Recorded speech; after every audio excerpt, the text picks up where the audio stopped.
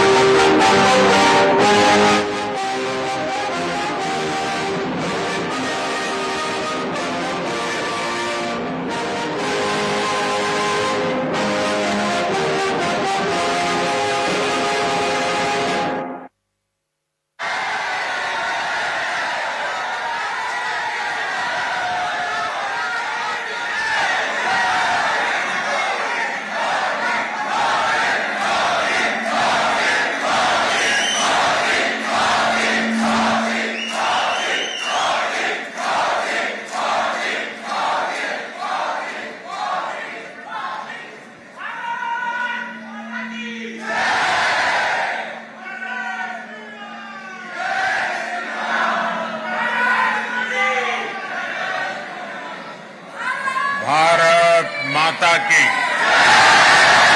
भारत माता की। नमस्कार। केम छो?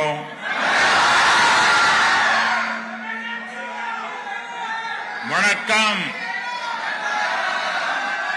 सत श्री अकाल, जीन दोबरे।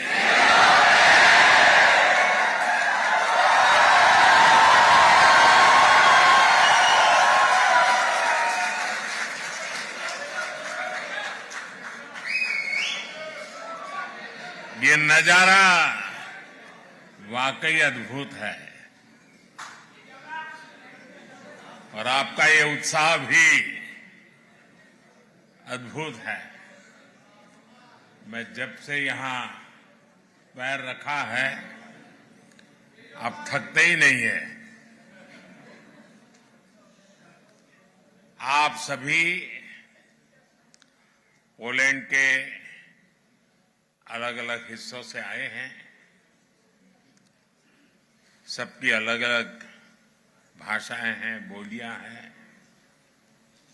खान पान है, लेकिन सब भारतीयता के भाव से जुड़े हुए हैं।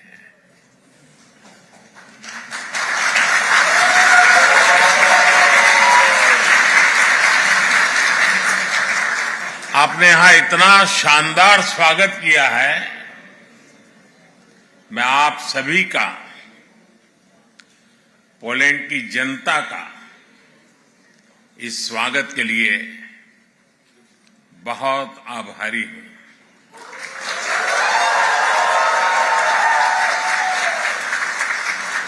साथियों, पिछले एक हफ्ते से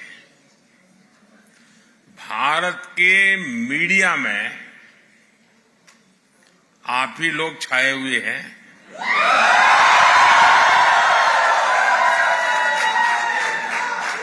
पोलैंड के लोगों की खूब चर्चा हो रही है और पोलैंड के विषय में भी बहुत कुछ बताया जा रहा है।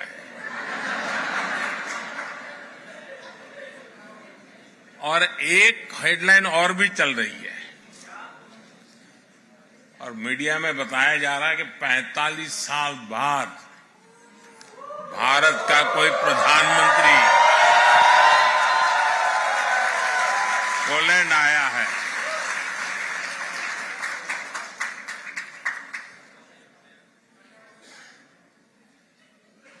बहुत सारे अच्छे काम मेरे नसीब में ही है।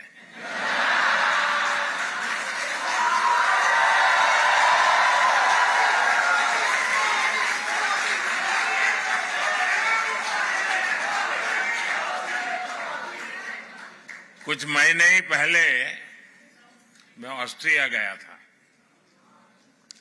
वहां भी 4 दशक बाद भारत का कोई प्रधानमंत्री वहां पहुंचा था।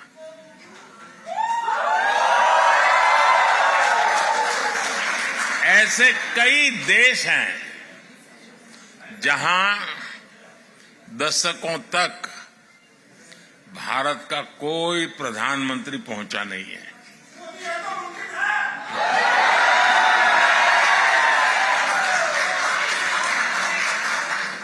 लेकिन अब परिस्थितियां दूसरी है।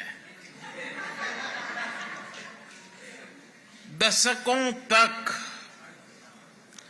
भारत की नीति थी कि सारे देशों से समान दूरी बनाए रखो। आज के भारत की नीति है सारे देशों से समान रूप से नजदीकी बनाओ।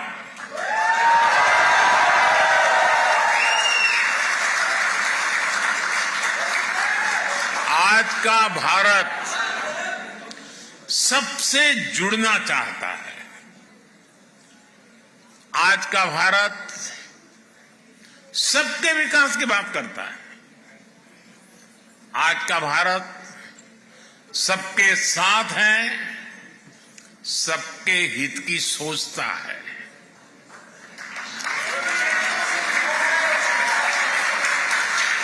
हमें गर्व है कि आज दुनिया भारत को विश्व बंधु के रूप में सम्मान दे रही है। आपको भी यहां यही अनुभव आ रहा है ना? मेरी जानकारी सही है ना? साथियों, हमारे लिए ये जियो पॉलिटिक्स का नहीं है, बल्कि संस्कारों का, वैल्यूज का विषय है। जिनको कहीं जगह नहीं मिली, उनको भारत ने अपने दिल और अपनी जमीन दोनों जगह स्थान दिया है।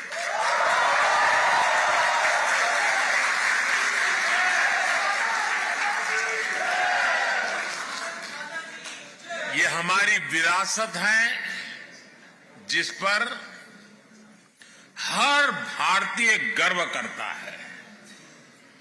पोलैंड तो भारत के इस सनातन भाव का साक्षी रहा है।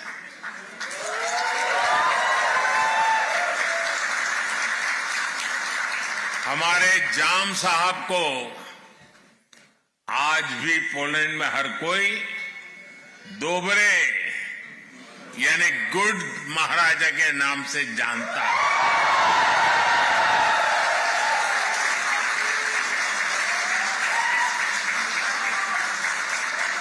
वर्ल्ड वॉर II के दौरान जब पोलैंड मुश्किलों से घिरा हुआ था, जब पोलैंड की हजारों महिलाएं और बच्चे शरण के लिए जगह जगह भटकते थे, तब जाम साहब, दिग्विजय सिंह, रंजीत सिंह जाडेजा जी आगे आए।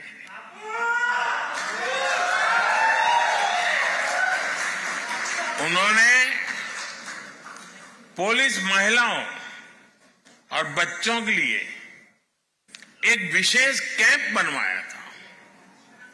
जाम साहब ने कैंप के पुलिस बच्चों को कहा था जैसे नवानगर के लोग मुझे बापू कहते हैं, वैसे ही मैं आपका भी बापू हूं। साथियों, मेरा तो जाम साहब के परिवार से काफी मिलना जुलना रहा है। मुझ पर उनका अपार स्नेह रहा है। कुछ महीने पहले भी मैं वर्तमान जाम साहब से मिलने गया था।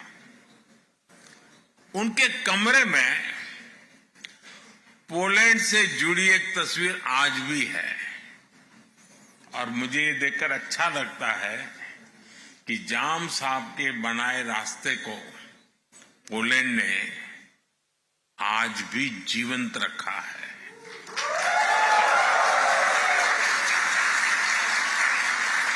दो दशक पहले जब गुजरात में भीषण भूकंप आया था तो जामनगर भी उसकी चपेट में आ गया था। तब पोलैंड सबसे पहले मदद के लिए पहुंचने वाले देशों में से एक था।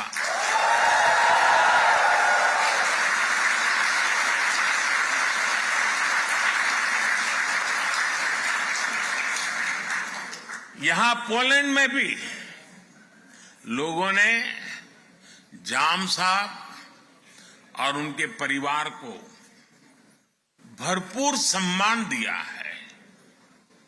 ये प्यार वॉर्सो में गुड महाराजा स्क्वायर में साफ साफ दिखता है। कुछ देर पहले मुझे भी दोबरे महाराजा मेमोरियल और कोल्हापुर मेमोरियल के दर्शन का सौभाग्य मिला है।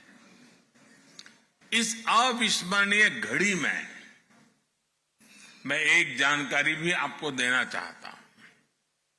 भारत जाम साहब मेमोरियल यूथ एक्सचेंज प्रोग्राम शुरू करने जा रहा है।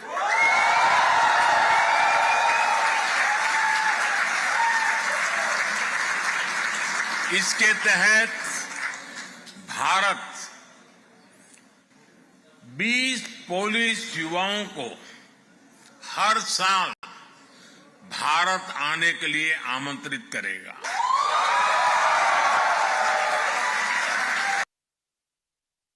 ट्रिब्यूट है।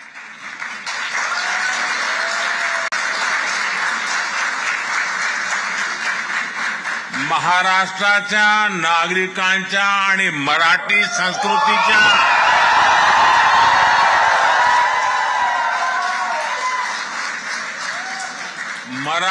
संस्कृतीच्या प्रती पोलंडचे नागरिकांनी व्यक्त केलेला हा सन्मान आहे।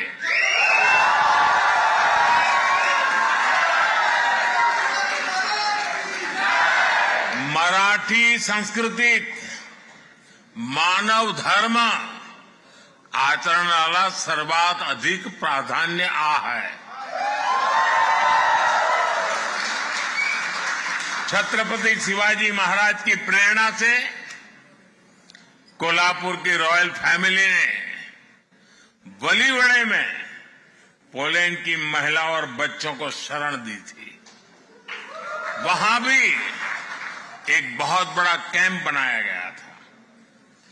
पोलैंड की महिलाओं और बच्चों को कोई तकलीफ ना हो, इसके लिए महाराष्ट्र के लोगों ने दिन रात एक कर दिया था।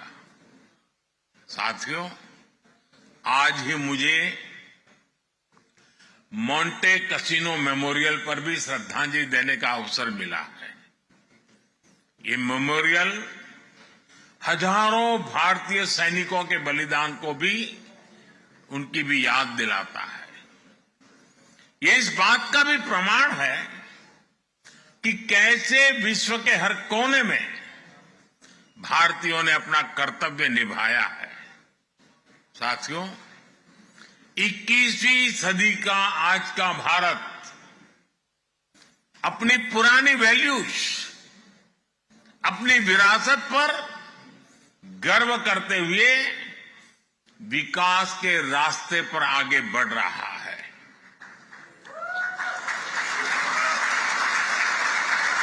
आज दुनिया भारत को उन खूबियों के कारण जानती है जिसे भारतीयों ने सारी दुनिया के सामने साबित करके दिखाया है। हम भारतीयों को एफर्ट्स, एक्सेलेंस और एम्पैथी के लिए जाना जाता है।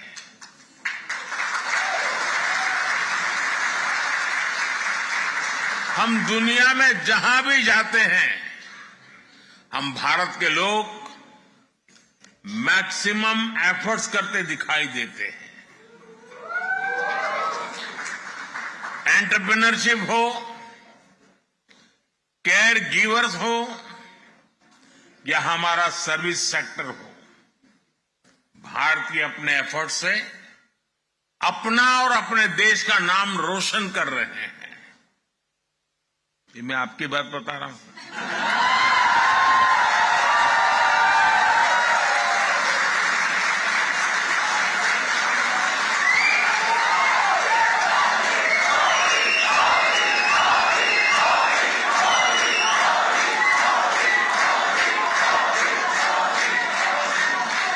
आपको लगता होगा कि मैं किसी तीसरे देश की बात कर रहा हूं।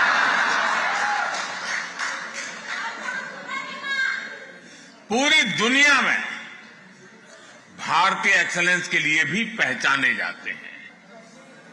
आईटी सेक्टर हो या भारत के डॉक्टर्स हो, सभी अपने एक्सेलेंस से छाए हुए हैं।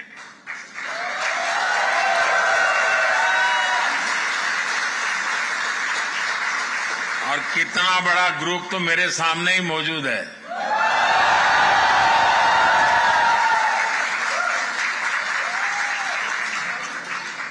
साथियों, हम भारतीयों की एक पहचान एम्पैथी भी है।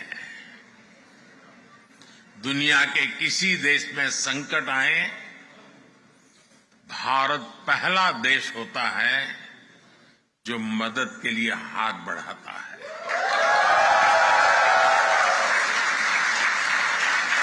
कोविड आया, 100 साल की सबसे बड़ी आपदा आई, तो भारत ने कहा ह्यूमैनिटी फर्स्ट। हमने दुनिया के 150 से ज्यादा देशों को दवाइयां और वैक्सीन भेजी। दुनिया में कहीं भी भूकंप आता है, कोई प्राकृतिक आपदा आती है, भारत का एक ही मंत्र है, ह्यूमैनिटी। कहीं युद्ध हो तो भारत कहता है ह्यूमैनिटी, और इसी भाव से भारत दुनिया भर के नागरिकों की मदद करता है। भारत हमेशा फर्स्ट रिस्पॉन्डर के रूप में सामने आता है। साथियों, भारत बुद्ध की विरासत वाली धरती है।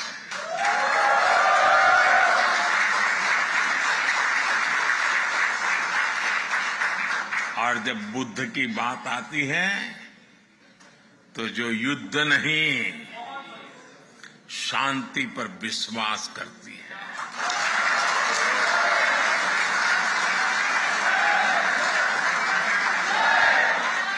और इसलिए भारत इस रीजन में भी स्थायी शांति का एक बड़ा पैरोकार है।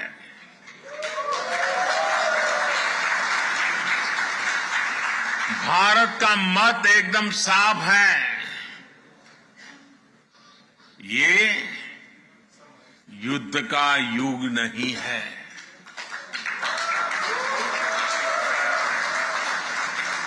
ये उन चुनौतियों से निपटने के लिए एकजुट होने का समय है जिनसे मानवता को सबसे बड़े खतरे हैं। इसलिए भारत डिप्लोमेसी और डायलॉग पर बल दे रहा है। साथियों, जिस प्रकार आपने यूक्रेन में फंसे हमारे बच्चों की मदद की, वो भी हम सभी ने देखा है।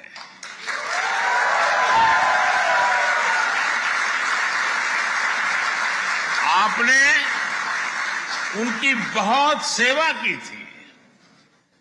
आपने लंगर लगाए, आपने अपने घर के दरवाजे खोले, अपने रेस्तरां खोल दिए।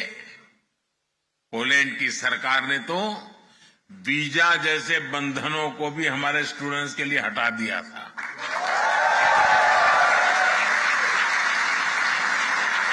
यानी पोलैंड ने पूरे मन से हमारे बच्चों के लिए दरवाजे खोल दिए थे। आज भी जब मैं यूक्रेन से लौटे बच्चों से मिलता हूं तो वे पोलैंड के लोगों की और आपकी खूब प्रशंसा करते हैं।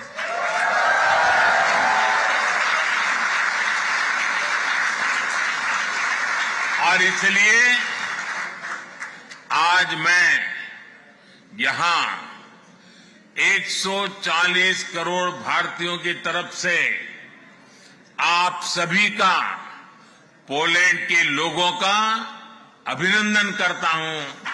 मैं आपको सैल्यूट करता हूं।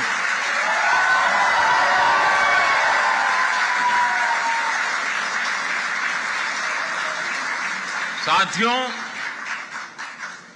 भारत और पोलैंड के समाज में अनेक समानताएं हैं। एक बड़ी समानता हमारी डेमोक्रेसी की भी है। भारत मदर ऑफ डेमोक्रेसी तो है ही, एक पार्टिसिपेटिव और वाइब्रेंट डेमोक्रेसी भी है।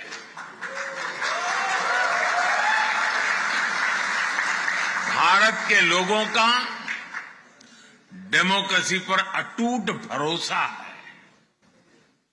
ये भरोसा हमने हाल के चुनावों में भी देखा है।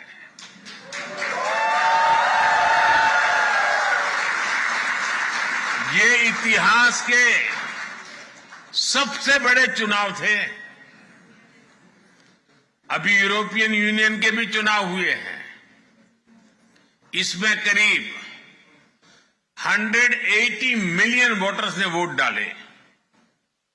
भारत ने इसे 3 गुना से अधिक, करीब 640 मिलियन वोटर्स ने वोटिंग की है।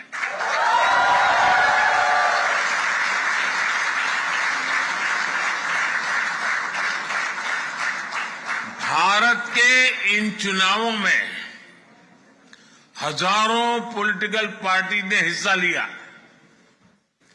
करीब 8,000 कैंडिडेट्स मैदान में थे। 5 मिलियन से ज्यादा वोटिंग मशीन्स, 1 मिलियन से ज्यादा पोलिंग स्टेशंस, 15 मिलियन से ज्यादा कर्मचारी। इस स्केल का मैनेजमेंट, इतनी एफिशिएंसी और चुनाव पर इस लेवल का ट्रस्ट, ये भारत की बहुत बड़ी ताकत है।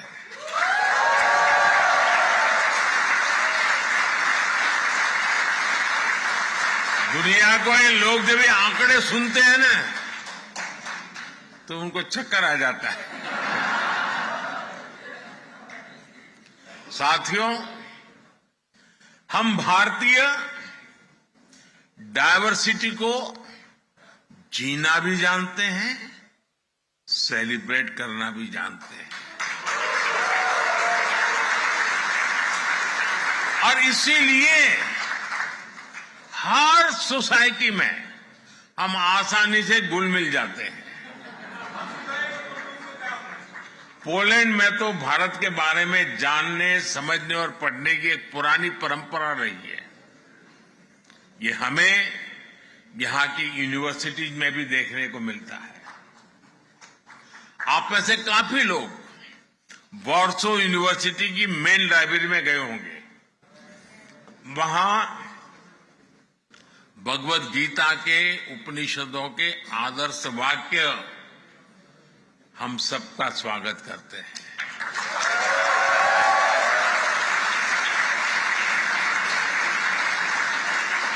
तमिल हो, संस्कृत हो, ऐसी अनेक भारतीय भाषाओं को पढ़ने वाले यहां अनेक लोग हैं।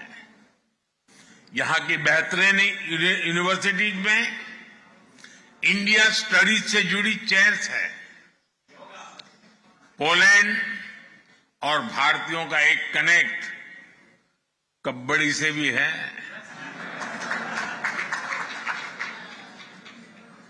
आप भी जानते हैं, भारत में गांव-गांव में कबड्डी खेली जाती है।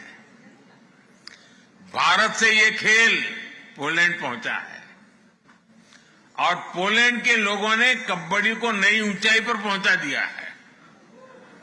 पोलैंड लगातार 2 सालों तक यूरोपियन कबड्डी चैंपियन रहा है।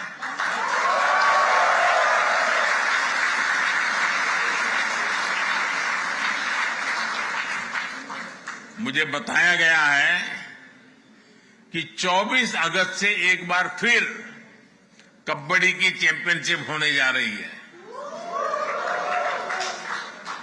और पहली बार पोलैंड इसकी मेजबानी कर रहा है।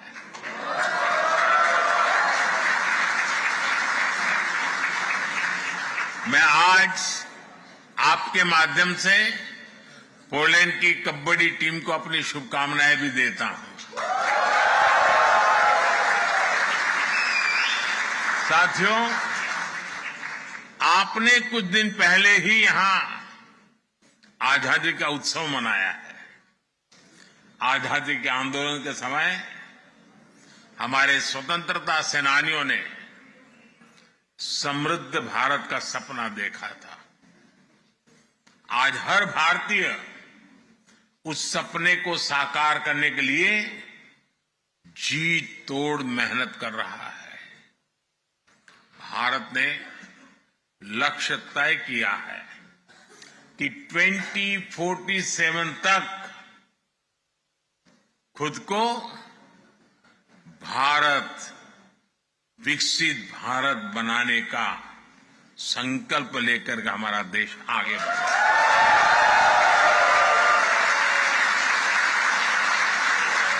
इसलिए आज का भारत अभूतपूर्व स्केल, स्पीड और सॉल्यूशंस पर काम कर रहा है। भारत में किस स्केल और स्पीड पर आज परिवर्तन आ रहा है, ये सुनकर आपको भी गर्व होगा। सुनाऊं?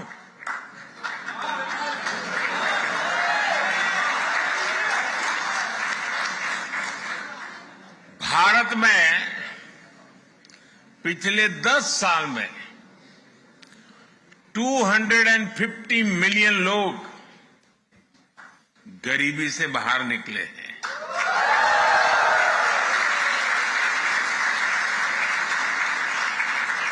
और 250 मिलियन मतलब ये संख्या फ्रांस, जर्मनी और यूके की टोटल पॉपुलेशन से भी ज्यादा है।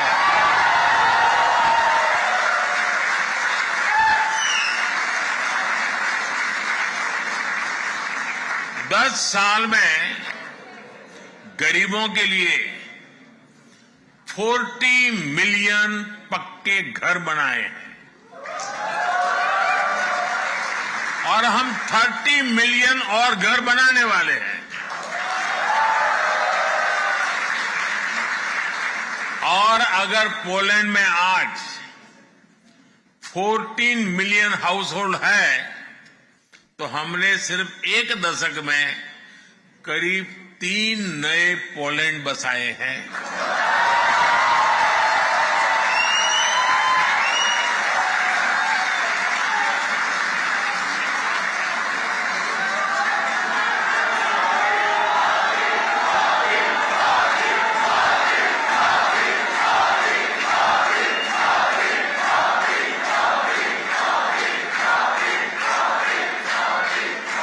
फाइनेंशियल इंक्लूजन को तो हम नेक्स्ट लेवल पर ले गए हैं। 10 साल में भारत में 500 मिलियन जनधन बैंक अकाउंट्स खुलवाए हैं। ये संख्या पूरे यूरोपियन यूनियन की पॉपुलेशन से ज्यादा है।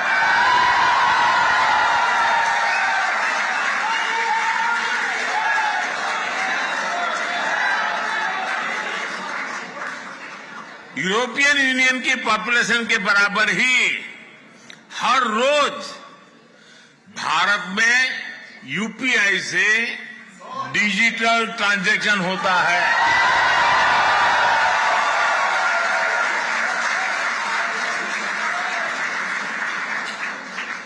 यूरोपियन यूनियन की कुल आबादी से ज्यादा भारतीयों को सरकार 5 लाख रुपए का फ्री हेल्थ इंश्योरेंस देती है।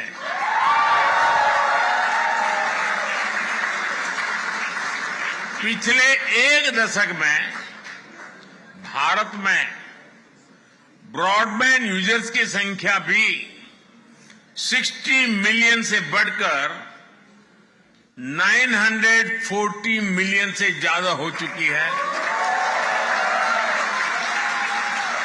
यानी यूरोप और यूएसए की पॉपुलेशन को मिला दे करीब उतने लोग आज भारत में ब्रॉडबैंड का यूज करते हैं। बीते दशक में करीब 7 lakh kilometre 7 lakh kilometre optical fibre बिछाया गया है। ये हमारी पृथ्वी के चारों ओर 70 बार चक्कर लगाने जितना है।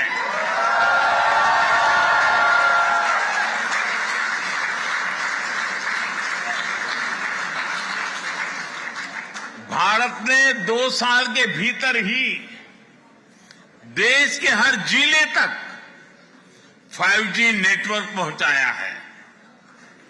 अब हम made in India 6G network पर काम कर रहे हैं।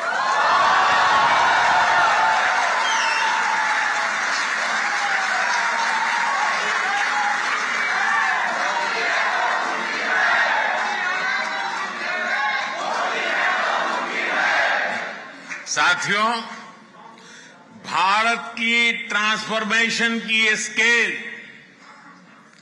पब्लिक ट्रांसपोर्ट में भी दिखती है। 2014 में भारत के 5 शहरों में ऑपरेशनल मेट्रो थी।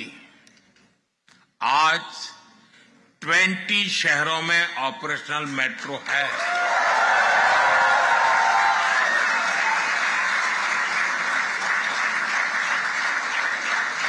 पोलैंड की 1/3 पॉपुलेशन जितने लोग आज रोजाना मेट्रो ट्रेन से सफर करते हैं।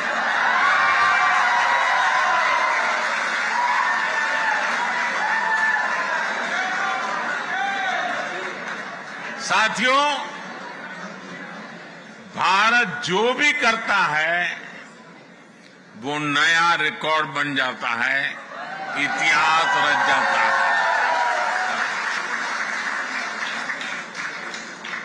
आपने देखा है भारत ने 100 से ज्यादा सैटेलाइट एक साथ लॉन्च किए थे।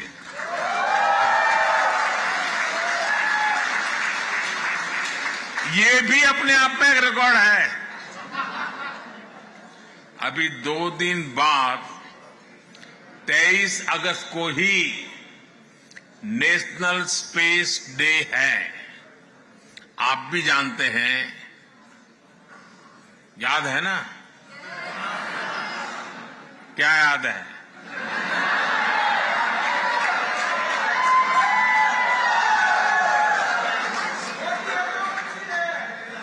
इसी दिन भारत ने चंद्रमा के साउथ पोल में अपना चंद्रयान उतारा।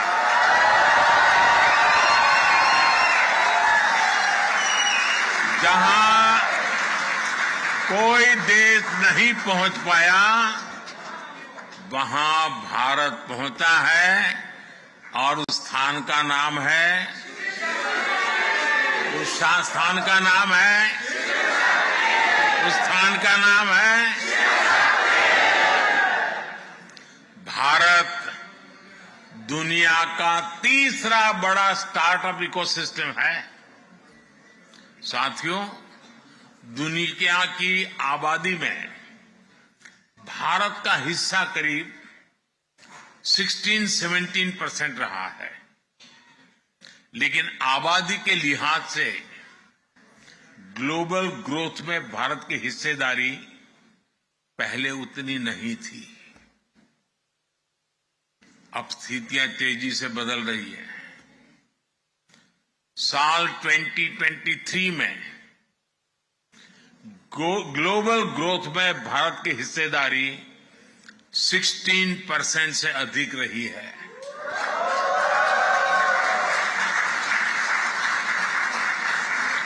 आज दुनिया की हर एजेंसी, हर संस्था भारत के शानदार फ्यूचर की भविष्यवाणी कर रही है। और ये एस्ट्रोलॉजर नहीं है, ये आंकड़ों के हिसाब से हिसाब लगाते हैं, जमीनी हकीकतों के आधार पर हिसाब लगाते हैं। अब भारत दुनिया की तीसरी बड़ी इकोनॉमी बनने से ज्यादा दूर नहीं है।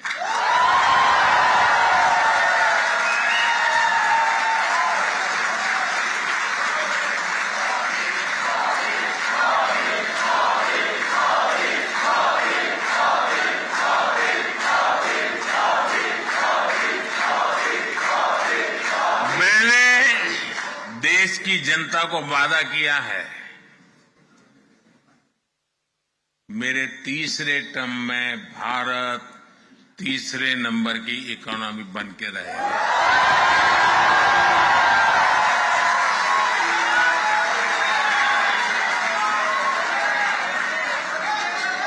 आने वाले वर्षों में दुनिया भारत का जबरदस्त आर्थिक उभार देखने जा रही है।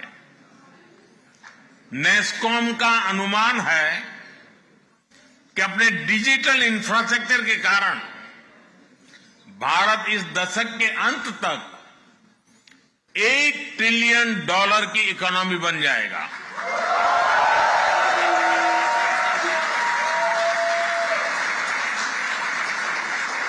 नेस्कॉम और बोस्टन कंसल्टिंग ग्रुप का आकलन है कि आने वाले 3-4 साल तक भारत का एआई मार्केट करीब 30-35% की स्पीड से ग्रो करेगा।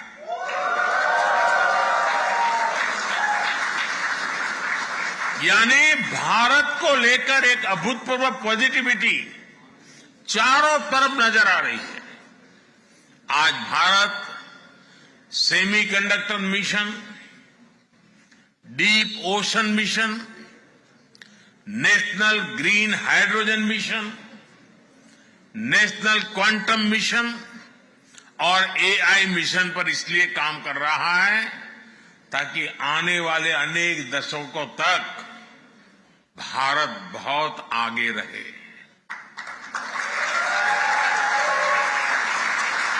भारत आने वाले कुछ वर्षों में अपना स्पेस स्टेशन स्थापित करने की भी तैयारी कर रहा है।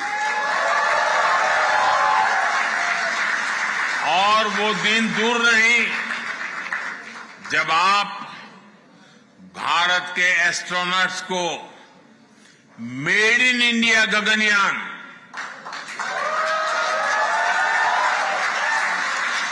मेड इन इंडिया गगनयान से अंतरिक्ष में जाते हुए देखेंगे।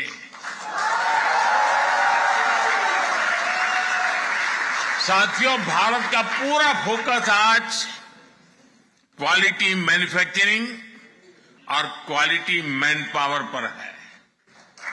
ये दो ऐसी चीजें हैं जो ग्लोबल सप्लाई चेन के लिए बहुत आवश्यक है। हाल में जो बजट आया है उसमें हमने अपने यूथ की स्किलिंग और जॉब क्रिएशन पर बहुत जोर दिया है। यहां बहुत बड़ी संख्या में हमारे नौजवान पढ़ाई के लिए आए हैं। हम भारत को भी एजुकेशन, रिसर्च और इनोवेशन का एक बहुत बड़ा सेंटर बनाने में जुटे हैं। साथियों, टेक्नोलॉजी हो, मेडिकल केयर हो, एजुकेशन हो, हर सेक्टर में दुनिया के लिए एक स्किल्ड मैन पावर बनाने का बीड़ा भारत ने उठाया है। मैं आपको हेल्थ सेक्टर का एक उदाहरण दूंगा। पिछले 10 सालों में हमने भारत में 300 से ज्यादा नए मेडिकल कॉलेज बनाए। पिछले 10 साल में भारत में मेडिकल सीट्स बढ़कर अब 2 गुनी हो चुकी है।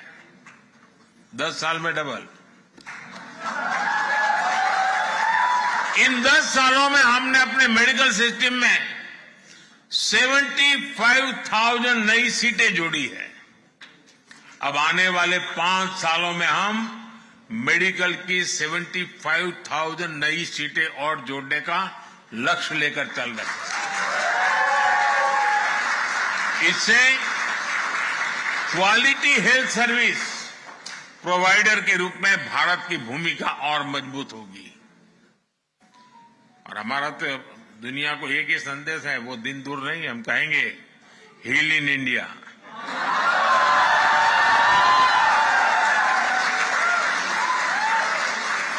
अभी हम तैयारी कर रहे हैं। साथियों, इनोवेशन और यूथ भारत और पोलैंड दोनों के देशों की विकास के ऊर्जा देने वाले हैं। आज मैं एक बड़ी खुशखबरी लेकर आपके बीच आया हूं। भारत और पोलैंड दोनों देशों ने आपस में एक सोशल सिक्योरिटी एग्रीमेंट पर सहमति बना ली है।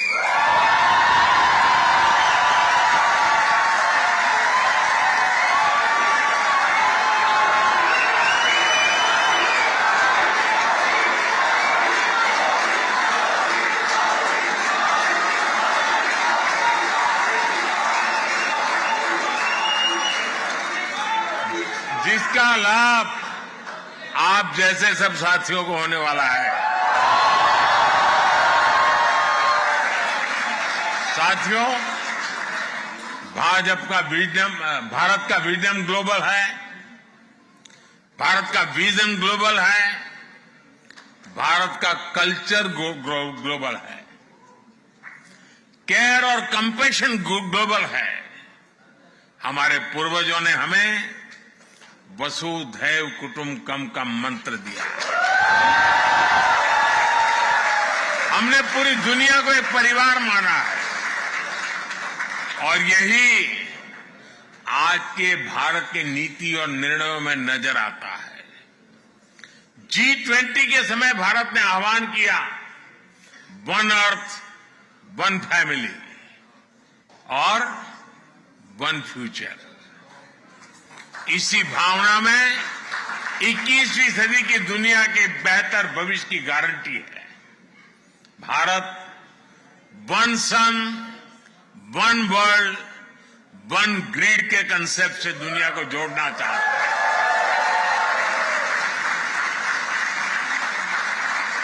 ये भारत ही है जो वन अर्थ वन हेल्थ को स्वस्थ दुनिया की गारंटी मानता है। वन हेल्थ यानी होलिस्टिक वेलबीइंग पर हमारा फोकस होना चाहिए, जिसमें हमारे एनिमल्स हो, पेड़ पौधे भी हो, सबकी हेल्थ पर ध्यान दिया जाए। आज जिस तरह की स्थितियां हम देख रहे हैं, उसमें वन हेल्थ का सिद्धांत और जरूरी हो गया है। भारत ने मिशन लाइफ यानी लाइफस्टाइल फॉर एनवायरनमेंट का एक मॉडल पूरी दुनिया को दिया है। आपने भारत में चल रहे एक बड़े अभियान के बारे में भी जरूर सुना होगा। ये अभियान है एक पेड़ मां के नाम।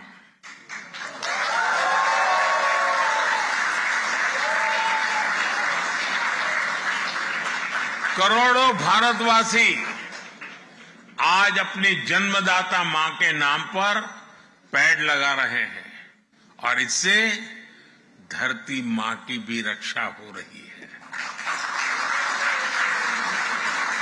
साथियों, इकोनॉमी और इकोलॉजी में बैलेंस आज भारत की प्राथमिकता है।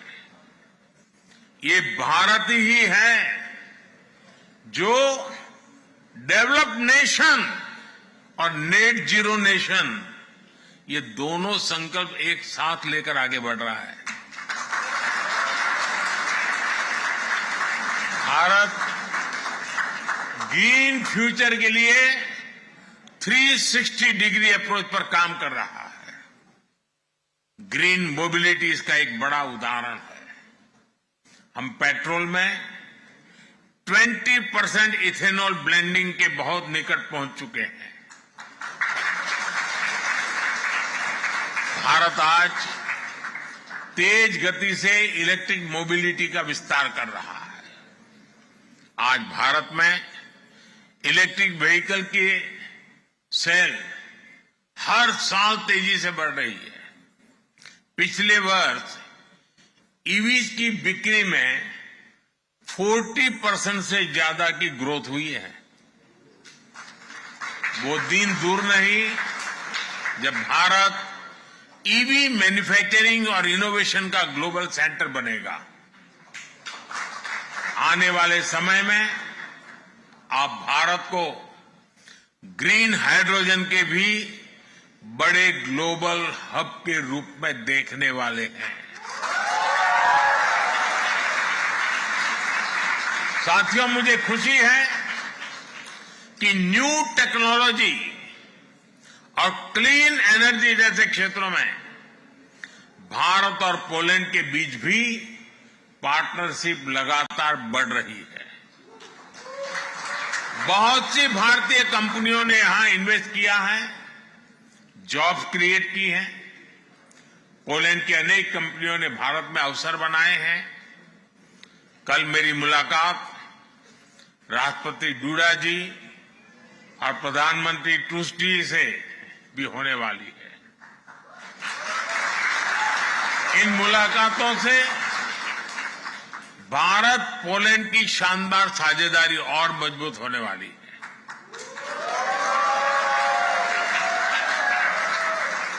प्रधानमंत्री टूस्क तो भारत के बहुत अच्छे मित्र हैं। जब वे यूरोपियन काउंसिल के अध्यक्ष थे, तब भी मेरी कई बार उनसे मुलाकात हो चुकी है। साथियों, आज का भारत एक स्वर, एक भाव से एक विकसित भविष्य लिखने में जुटा है। आज भारत अवसरों की धरती है। आपको भी भारत की ग्रोथ स्टोरी से अधिक जुड़ना है और आपको भारत के टूरिज्म का ब्रांड एम्बेसडर भी बनना है।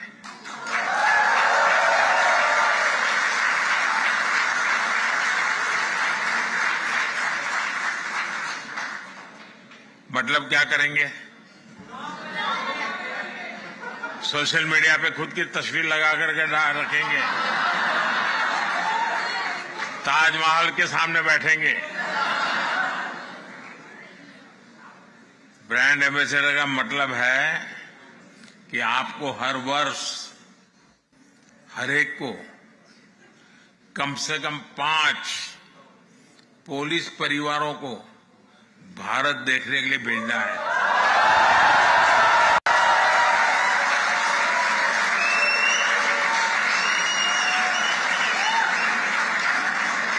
करेंगे।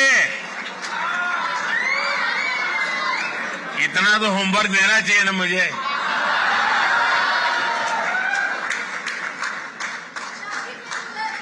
आपका हर प्रयास आपके भारत को विकसित भारत बनाने में मदद करेगा।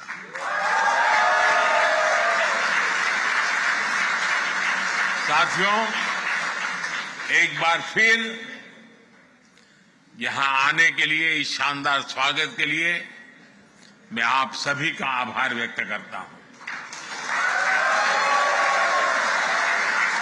मेरे साथ बोलिए, भारत माता की, भारत माता की, भारत माता की। बहुत बहुत धन्यवाद।